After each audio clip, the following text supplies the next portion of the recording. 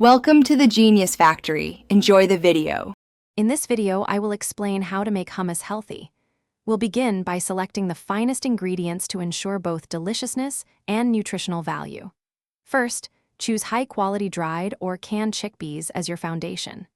Next, fresh lemon juice is crucial for that vibrant, tangy taste. Don't forget good quality tahini for creaminess and healthy fats, and a couple of cloves of fresh garlic for a robust flavor profile. These simple steps set the stage for a truly wholesome dip.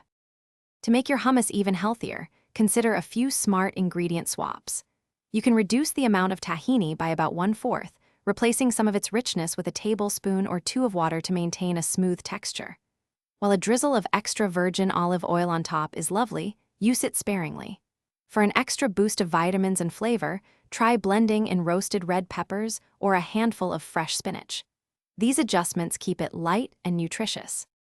Achieving the perfect healthy hummus involves a few key preparation techniques. If using dried chickpeas, soak them overnight and then cook them until they are incredibly soft, almost falling apart. For an exceptionally smooth hummus, you can even peel the chickpeas after cooking, though this is optional.